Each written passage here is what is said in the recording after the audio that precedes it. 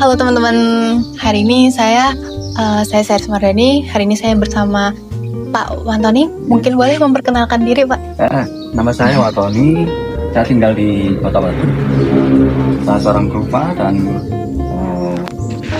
sampai sekarang saya masih berkarya dengan menggunakan tokoh karakter yang saya namakan itu ya. Iya. Sampai sekarang. Oke, karya Pak Wantoni ini sangat menarik. Jadi mungkin kita akan mengkulik lebih dalam ya. Boleh. Jadi mungkin boleh diceritakan, Pak. Jadi awal mulai Bapak tuh mendalami seni itu sejak kapan dan kenapa? Kalau seni sejak kecil ya, sejak kecil udah aku suka. Jadi waktu SD itu buku pelajaran itu lebih banyak gambarnya daripada tulisannya. Itu sampai setiap istirahat pun aku gambar waktu dulu SD. Dan itu berlangsung sampai sekarang. Apalagi SMA juga ya masih. Kemudian di Batu juga ada komunitas waktu itu namanya Pondok Seni Batu. Kemudian juga di sini. Jadi embrionya itu lahirnya di sini. Oh, ini. Pondok Seni itu di rumah saya. Dulu kan losmen kain, jadi banyak kamar gitu. Iya. Ada salah satu kamar itu di depan, paling depan sendiri itu sebagai base camp. Kamar kecil tapi di situ banyak aktivitasnya dan itu punya dampak besar terhadap perkembangan seni rupa, katakanlah seni rupa di Batu. Dan saya akhirnya tahun 1985 masuk ISTI Jogja ngambil program studi seni grafis.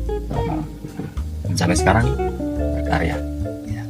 Tapi apa yang awal mulainya tuh membuat Bapak tuh mulai terinspirasi gitu, kayak kan Bapak udah mulai suka gambar tuh dari kecil ya, tapi apa yang bikin Bapak, aduh aku suka banget gambar, aku pengen banget nih ngedalamin gambar seperti itu? Ini karena suka aja yang punya, cuman gitu aja suka. Dan kebetulan orang tua sangat dukung dengan apa yang saya lakukan. Jadi tidak memberi media yang mahal sih orang tua, media yang ada aja. Mereka sangat support dengan support itu kan bisa saja misalnya ketika orang tua saya ketemu temannya, dia membanggakan saya, itu lebih tergambar. Itu sebuah support yang luar biasa bagi seorang remaja. Kita harus dengan alat-alat yang support. Itu alat mahal, kamu harus enggak support itu diberi secara psikologi pada seorang anak itu bahwa dia punya kemampuan dan harus dilakukan dengan senang, itu aja baiknya. Jadi dari support orang tua, Bapak akhirnya lebih percaya diri gitu ya, kayak oh saya punya bakat nih di sini gitu. Bapak tuh awalnya kan grafis ya, Pak? Secara formal belajar di seni grafis. Terus kenapa kan enggak sih nih jadi lukis nih? Kalau dalam berkarya sih, kalau aku itu nggak membatasi media. Ini penting juga tak sampaikan bahwa dalam berkarya saya memakai banyak media, bisa 3 dimensi, bisa 2 dimensi, dan macam-macam medianya, materialnya, dan itu sesuai keinginan pada saat ingin berkarya, sesuai konsep, terkait dengan konsep juga sih. Jadi misalnya gini, saya ingin bikin piktolo itu dia bergerak, nggak statis. Kalau aku gambar dengan teknik drawing kan nggak kena. Gitu kan, berarti apa? Berarti harus bikin video gitu, animasi kan gitu, kayak gitu. Atau suatu ketika aku ingin bikin karya piktolo itu, dia harus bisa dilihat dari skala arah. Nggak mungkin aku bikin drawing yang 2 dimensi, berarti bikin pattern. Jadi multimedia. Beradaptasi lah dengan keinginan Bapak seperti apa gitu kan. Kan saya meyakini bahwa setiap media itu punya potensi dan optis yang berbeda secara optis. Kan wujudnya beda, itu secara optis kan punya sensasinya yang beda kan. Betul. Gitu sih. Oke. Tapi dalam membuat karya seni ini bagaimana sih proses kreatif Bapak sampai menghasilkan karya-karya seperti itu? Khususnya di piktolo ya, piktolo itu berangkat dari sebuah pemikiran tentang biar lebih fokus ya, langsung ke piktolo ya. Bermula dari tentang eksistensi seseorang. Jadi setiap orang itu ternyata punya kecenderungan untuk bereksistensi ria, kan gitu kan. Jadi seperti misalnya zaman dulu raja-raja atau bangsawan itu ketika belum ada fotografi itu mereka manggil seorang pelukis realis yang paling jago, ya dia manggil gitu, suruh melukis dia dengan pakaian kebesaran mereka tentu dengan harapan lukisan itu akan dilihat oleh orang banyak orang, sehingga secara nggak langsung ini loh eksistensiku, aku seorang raja misalnya, aku seorang bangsawan kayak gitu. Dan proses ini berlangsung sampai sekarang, ketika kita dimudahkan dengan fotografi, dengan HP, terus kita share di medsos itu dengan mudah, kita mengeksistensikan diri kita kepada siapapun ya, kepada siapapun. Tetapi ada sisi lain yang tidak semua orang itu bebas untuk bereksistensi ria. Ada sisi lain yang dia sembunyikan, ada sisi lain yang tidak dia tunjukkan pada orang lain, gitu kan? Tentang misalnya tentang privasi, tentang kejelekan dia, tentang keburukan dia, nggak mungkin dia membuat dipublikan gitu, pasti dia simpan. Dari suatu sisi dia ingin bereksistensi ria, tapi ada sisi lain yang disembunyikan, dan itu ada di tokoh Pitolo ini. Hingga ini kan sebuah persoalan menurut saya, sebuah persoalan yang harus saya visualisasikan.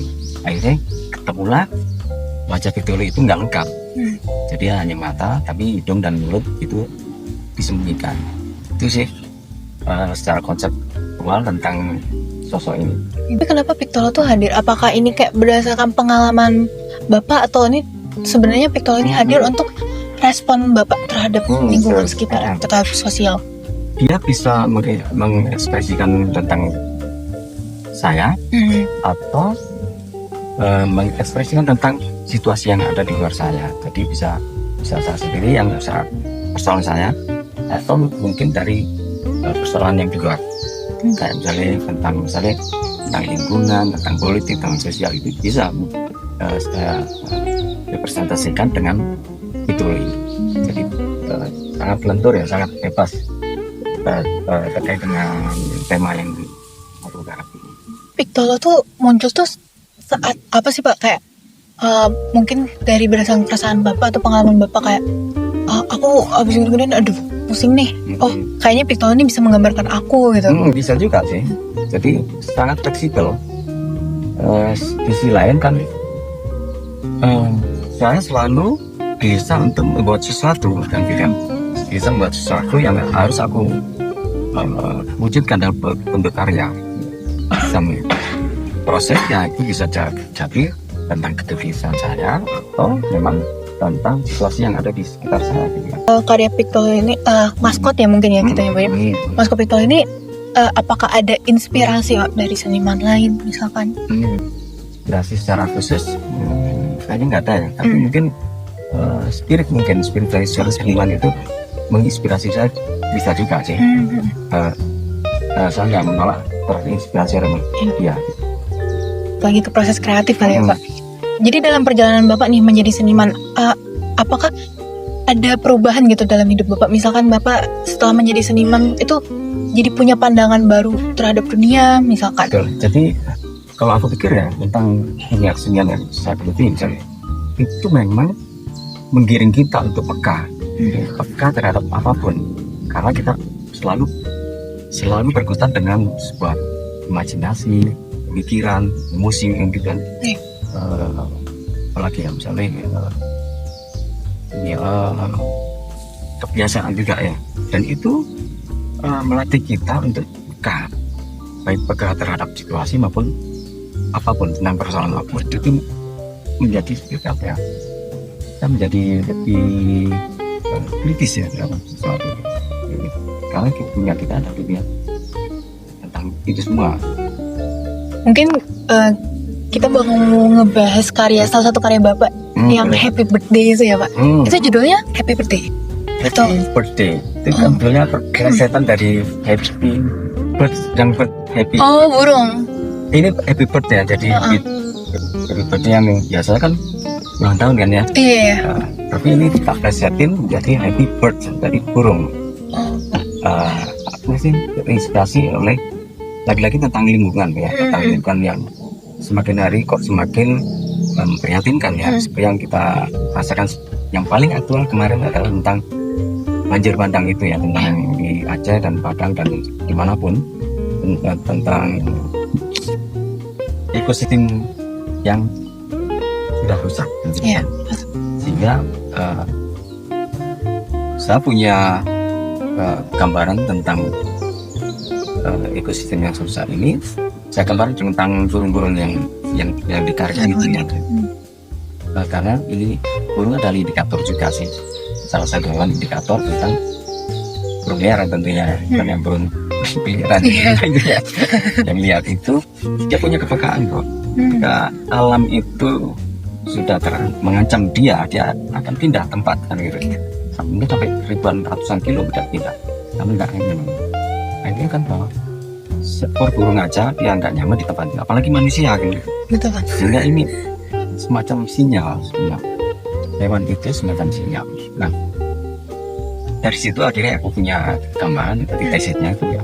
Kalau bisa alam ini sudah nyaman kan, sehingga setiap hari itu burung itu ya seperti ulang tahun kan gitu kan. Iya, dirayakan ya. Dirayakan terus gitu.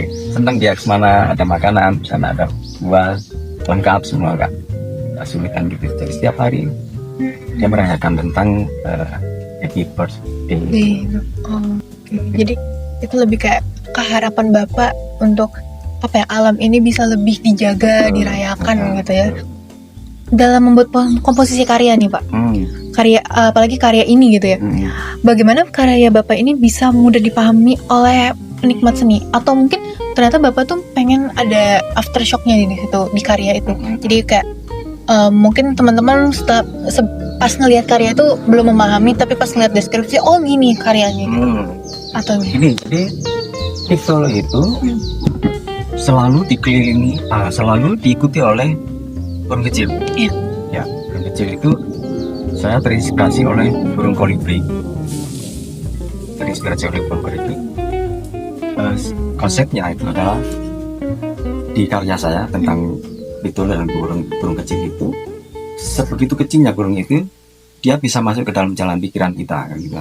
Saking kecilnya itu dia bisa masuk ke dalam jalan pikiran kita. Artinya ide-ide saya itu yang lewat karya itu bisa tersampaikan kemanapun.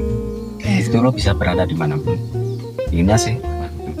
Nah di karya ini si burung kecil yang bisa hanya satu itu saya banyakin.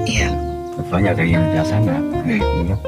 Sehingga ini adalah kembali ke konsep yang tadi itu, bahwa burung kan banyak sekali. Nggak cuma satu, sampai jenisnya aja banyak sekali jenis burung. Sehingga kalau saya gambarkan cuma satu kan kurang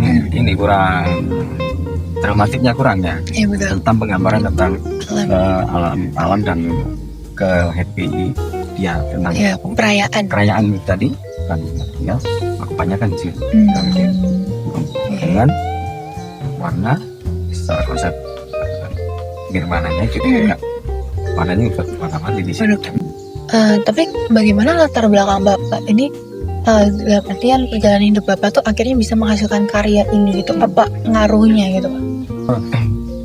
Kerja seniman itu kan dia terinspirasi oleh sesuatu bisa dari persoalan dirinya, tapi juga persoalan luar. Nah di karya saya terinspirasi oleh persoalan luar tentang alam. Respon itu bagi seorang seniman itu sebuah pekerjaan biasa ya, peka terhadap sesuatu itu makanan sehari-hari kan, gitu kan. Nah, tadi yang kita obrolin di awal tadi tentang kepekaan soal seniman, sehingga pengaruhnya bagi saya puas aja untuk bisa merepresentasikan suatu persoalan yang di luar itu menjadi karya itu buat kepuasan bagi saya. Karena di situ ada proses pengolahan tentang seni rupanya, tentang pengolahan tentang macam-macamnya, tentang emosinya, tentang bagaimana sebuah persoalan itu divisualisasikan, kan persoalan yang sangat rumit sebenarnya bagi seorang seniman, sebuah tantangan gitu. Tantangan itu ketika menjadi sebuah karya itu ya sangat bernilai bagi saya. Bapak ini selain membahas tentang esensial itu juga membahas respon Bapak terhadap Betul. lingkungan Lingkungan. sekitar, apapun itu ya, Apapun. politik, alam. Atau seharian yang biasa saja itu menjadi inspirasi juga. Makanya di karya saya itu tidak mesti yang tema-tema berat ya, misalnya Iya. tema-tema kerusakan alam itu berat atau politik betul. misalnya. Ya berat, biasa aja misalnya. Tentang ya seperti kita duduk ini menjadi inspirasi juga untuk karya. Bapak ketika merespon sesuatu tuh alih-alih membuat kalimat atau menceritakan sesuatu, Bapak menceritakannya lewat karya. Betul. Oke. Mungkin ini pertanyaan terakhir ya Pak. Apa harapan Bapak ke depannya untuk karya-karya Bapak? Dan mungkin adakah pesan yang ingin disampaikan untuk teman-teman yang terinspirasi oleh karya Bapak? Gitu. Iya sih, Pak ya. Kalau percaya mungkin inginnya sampai terus ya, nggak ada berhentinya. Jadi semakin ada tantangan, semakin bergairah untuk berkarya kan gitu ya. Daripada yang biasa-biasa saja terus bikin karya biasa nggak ada tantangan, itu kan kurang menarik ya. Seniman itu selalu pasti menginginkan sesuatu kreatif kan, kreatif. Dan bagi saya sih kalau karya itu adalah imitasi yang bernilai. Kan gitu sih. Jadi misal punya emas tapi imitasi kan nggak bernilai itu. Iya. Mas palsu ya. Iya. Ini tipuan karya itu. Karya seni itu tipuan dari sesuatu yang ada di sini, yang aslinya di sini atau aslinya di sekitar kita dalam perusahaan apapun kan aslinya. Kita terus menjadi sebuah karya yang palsu tapi bernilai. Menilai. Mungkin sekian ya Pak dari saya. Terima kasih banyak Bapak udah mau diinterview, diwawancarai. Dulu ya. Iya siapa?